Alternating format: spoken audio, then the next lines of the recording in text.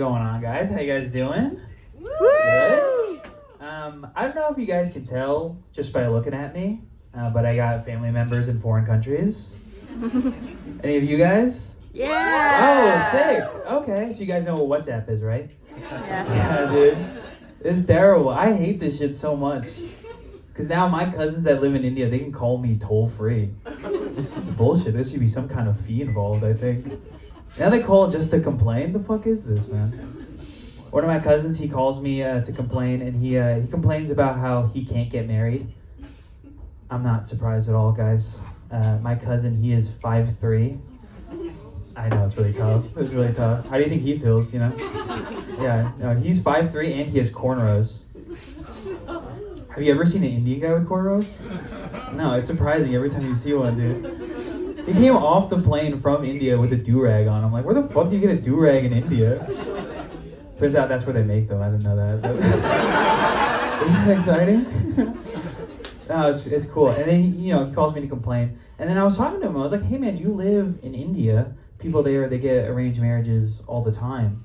I think we can figure this out together. Then he told me he wants to marry a white girl. Yeah, it was crazy. And I was like, hey, man, why the fuck do you have cornrows then, okay?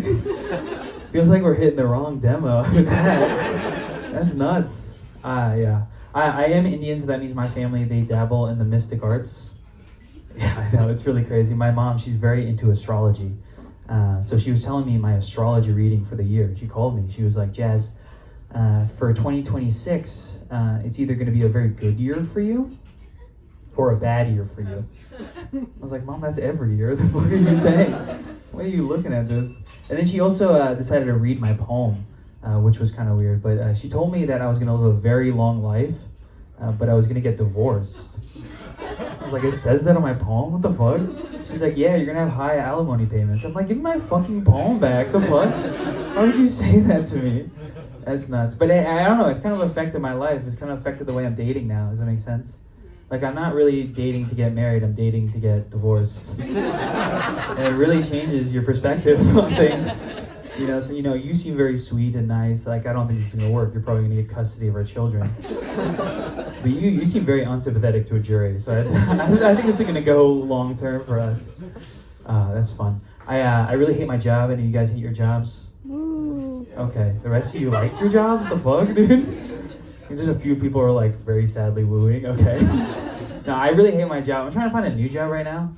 It's really hard. I don't know if you guys have tried to find a new job. It's like impossible. Yeah, what the fuck is that, dude? But I did have a job interview the other day, and it was kind of weird though because they asked me a very strange question.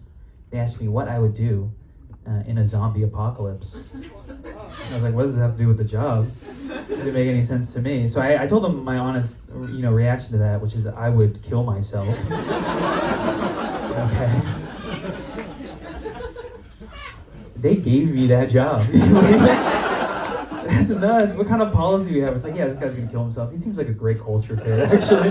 Seems like he fit in just well. But it kind of ruined the rest of the interview because they kept asking me follow-up questions and it just didn't make any more sense.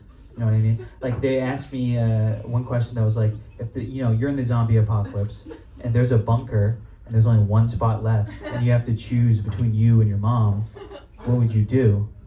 And I was like, I already killed myself, okay? And I think I'd encourage my mom to do the same. That's the best way through the zombie apocalypse, to kill yourself. Don't look it up. But that's true, that's a fact. I don't know, I think jobs are weird. I just never really figured out what I wanted to do. Does that make sense? Like, I just never figured out what my calling is, But I remember in high school, I took a career aptitude test. You guys know what these are? Yeah, if you don't know, it's pretty simple. It's just like an online test. At the end, it'll give you like what career is best for your personality. Okay, so I took one of these in high school. We go around the class. People are saying what they got. They're like, I got lawyer, I got doctor. It got to me. I got gynecologist, dude. Can you believe that shit, dude? Even the teacher was like, Jazz, what the fuck did you put on this test? Because it's not like there was a question that was like, do you fuck with pussy? And I was just sitting there like, agree. I do actually. I don't know, I just feel like that came from my job. I can't be a male gynecologist. I've never had a male gynecologist before. Like, that's never happened to me. But one time I did, go to get my hair cut, and the barber, he was bald. I feel like that's pretty similar. Do you know what I mean? It's like, yeah, I know you're a trained professional. How the fuck did you get this job? What was that like? That's gotta be weird. I don't know. I just feel like certain people shouldn't have certain jobs. Okay, I'm not trying to be mean. Like for instance, my dad, he wears a turban. I don't think he should be a pilot. You know what I mean? Oh, don't get like that. Okay, if you saw my dad in your American Airlines flight flying that shit, you would feel some type of way. Okay, you would feel some type of way, dude. I don't know. Shout out my dad. He doesn't always wear his turban, but he insists when we go to the airport. That shit has me fucked up every time, dude. I'm like, bro, I'm just trying to get to Fort Lauderdale on time, bro. Let's get this shit going. All right, thank you guys so much for my time. Get over your host, Julie, everybody.